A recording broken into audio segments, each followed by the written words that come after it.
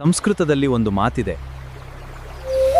ಸಂತತಂ ಚಿಂತ ಏನಂತಂ ಅಂತ್ಯಕಾಲೇ ವಿಶೇಷತಃ. ಇದರ ಅರ್ಥ ಇಷ್ಟೇ, ನಾವು ನಮ್ಮ ಜೀವನ ಪರ್ಯಂತ ಯಾವುದನ್ನು ಹೆಚ್ಚಿಗೆ ಸ್ಮರಣೆಗೆ ತಂದುಕೊಳ್ಳುತ್ತೀವೆಯೋ ಅದೇ ನಮ್ಮ ಮರಣಕಾಲದಲ್ಲಿ ಚಿತ್ತಕ್ಕೆ ಬರುತ್ತದೆ. ಹಾಗಾಗಿ ನಾವು ಮಲಗುವಾಗ, ಕೂಡುವಾಗ, ಏಳುವಾಗ, ಊಟ ಮಾಡುವಾಗ, ಇನ್ನೊಬ್ಬರ ಜೊತೆ ಮಾತಾಡುವಾಗ ಸದಾ ಆ ದೇವರ ಚಿಂತನೆಯನ್ನು ಮಾಡುತ್ತಿರಬೇಕು. ಹೀಗೆ ಮಾಡಿದರೆ ಅಂತ್ಯಕಾಲದಲ್ಲಿ ಅಂದರೆ ನಮ್ಮ ಮರಣ ಸಮಯದಲ್ಲಿ ಆ ಪರಮಾತ್ಮನ ಸ್ಮರಣೆ ನಮ್ಮ ಚಿತ್ತಕ್ಕೆ ಬರುತ್ತದೆ.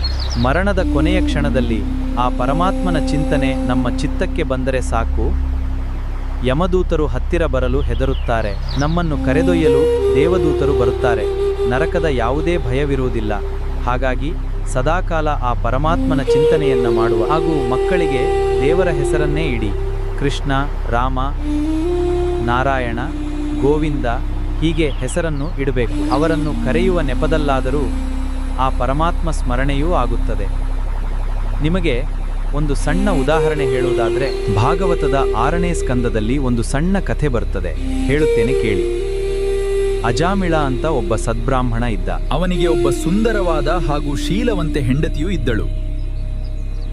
ಅವನು ದೊಡ್ಡ ವೇದ ಪಾರಂಗತನಾಗಿದ್ದನು. ಅಜಮಿಳನ ತಂದೆ ಮನೆಯಲ್ಲಿ ಒಂದು ಯಜ್ಞ ಕಾರ್ಯವನ್ನ ಇಟ್ಕೊಂಡಿದ್ದ.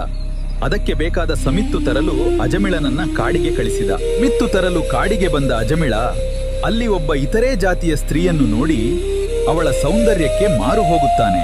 ಆಗ ಅವಳಲ್ಲಿ ನನಗೆ ನೀನು ಬೇಕು ಎಂದು ಅಂಗಲಾಚಿ ಬೇಡಿಕೊಳ್ಳುತ್ತಾನೆ.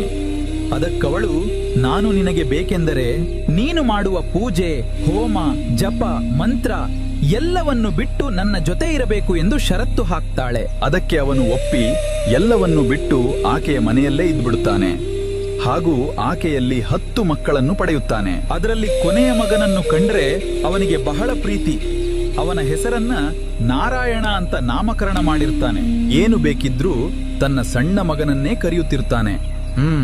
ಅಜಮಿಳನಿಗೆ ಅಂತ್ಯಕಾಲ ಸಮೀಪಿಸಿತು. ಮಂಚದ ಮೇಲೆ ಮಲಗಿದ್ದವನಿಗೆ ಯಮದೂತರನ್ನು ಕಂಡಾಗ ಭಯವಾಯಿತು. ಆಗ ಹೆದರಿಕೆಯಿಂದ ನಾರಾಯಣ ನಾರಾಯಣ ಎಂದು ಜೋರಾಗಿ ಕೂಗ್ತಾನೆ. ಕರೆದದ್ದು ಮಗನನ್ನ, ಬಂದಿದ್ದು ದೇವದೂತರು. ಅಂತ್ಯಕಾಲದಲ್ಲಿ ನಾರಾಯಣ ಶಬ್ದ ಉಚ್ಚಾರಣೆ ಮಾತ್ರದಿಂದ ಅವನಿಗೆ ಸ್ವರ್ಗ ಪ್ರಾಪ್ತಿಯಾಗುತ್ತದೆ. ಇದರ ತಾತ್ಪರ್ಯ, ನಾವು ಸದಾ ಮನಸ್ಸಿನಲ್ಲಿ ಆ ಪರಮಾತ್ಮನ ಚಿಂತನೆ ಮಾಡುತ್ತಿದ್ರೆ ಕೊನೆಯ ಕ್ಷಣದಲ್ಲಿ ಅವನ ಸ್ಮರಣೆ ಬರುತ್ತದೆ. ಅದರಿಂದ ಸ್ವರ್ಗ ಪ್ರಾಪ್ತಿ. ಈಗಿಂದಲೇ ಈ ಪ್ರಯತ್ನದ ಹಾದಿಯಲ್ಲಿ ಸಾಗಿ ನಿಮ್ಮ ಜನ್ಮವನ್ನು ಸಾರ್ಥಕ ಮಾಡಿಕೊಳ್ಳಿ. ಈ ಸಂದೇಶವನ್ನು ನಿಮ್ಮ ಸ್ನೇಹಿತರಿಗೆ, ಬಂಧುಗಳಿಗೆ ಹಾಗೂ ಎಲ್ಲರಿಗೂ ಕಳಿಸಿ. ಏಕೆಂದ್ರೆ ಎಲ್ಲರಲ್ಲೂ ಈ ಒಳ್ಳೆಯ ಬದಲಾವಣೆ ಆಗಬೇಕು. ಆ ಪರಮಾತ್ಮನ ಆಶೀರ್ವಾದ ನಿಮ್ಮ ಮೇಲೆ ಸರ್ವೇ ಜನ